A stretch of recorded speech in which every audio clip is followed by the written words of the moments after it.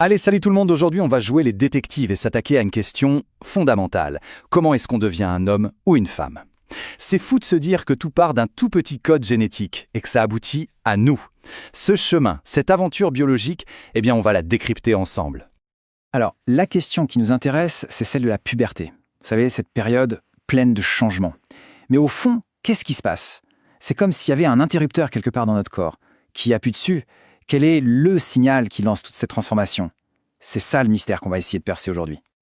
Ok, pour résoudre notre énigme, voilà le plan de route. On va d'abord plonger dans les chromosomes pour y trouver des indices. Ensuite, on verra comment ce plan génétique se transforme en organes.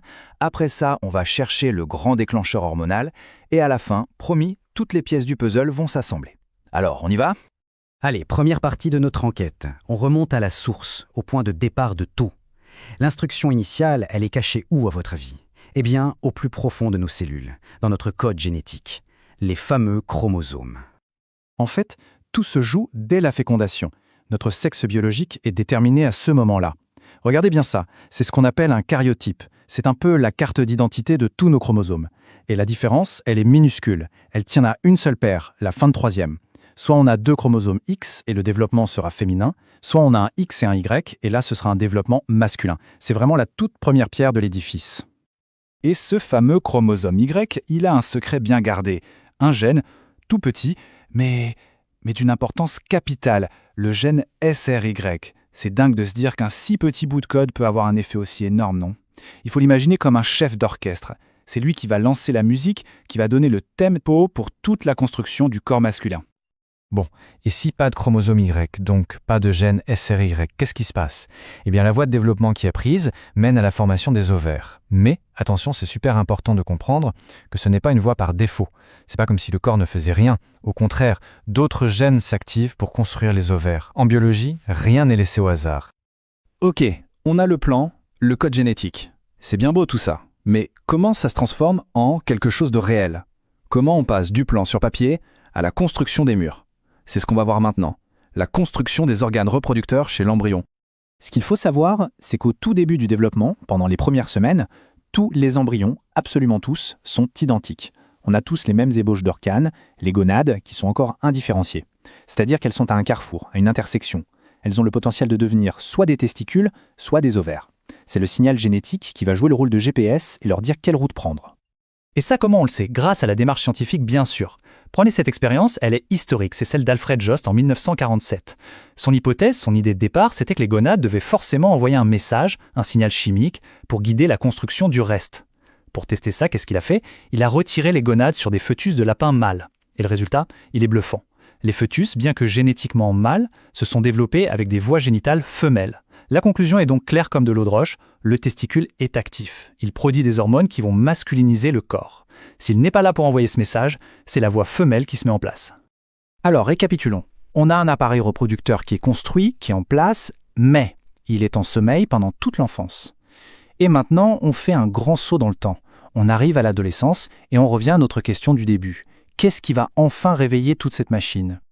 Et la réponse, elle est plutôt surprenante. Le signal de départ, il ne vient pas des gonades elles-mêmes, non, il vient de bien plus haut, c'est le cerveau qui est aux commandes.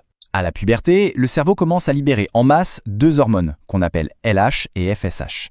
Ce sont elles les messagers qui vont aller frapper à la porte des gonades et leur dire « Allez au blond !» Chez les garçons, ce signal du cerveau, c'est un ordre direct aux testicules. Mettez-vous au travail.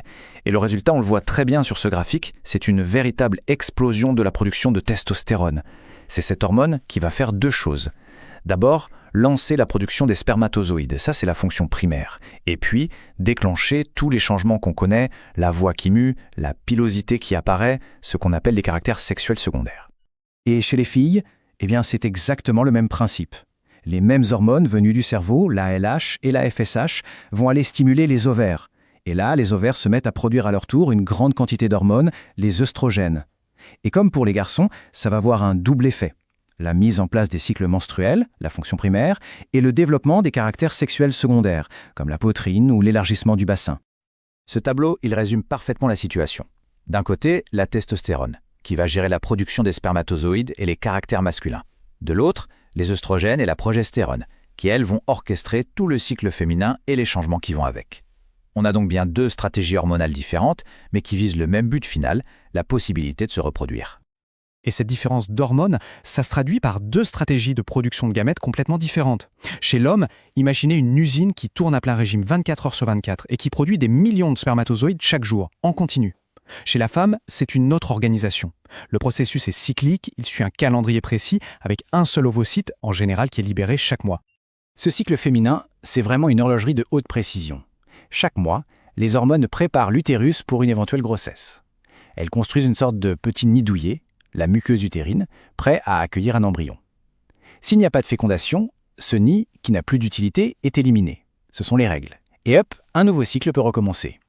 Bon, on a vu pas mal de choses. On a toutes les pièces du puzzle maintenant. Il est temps de tout rassembler et de voir comment on passe du tout petit gène à l'adulte que nous sommes.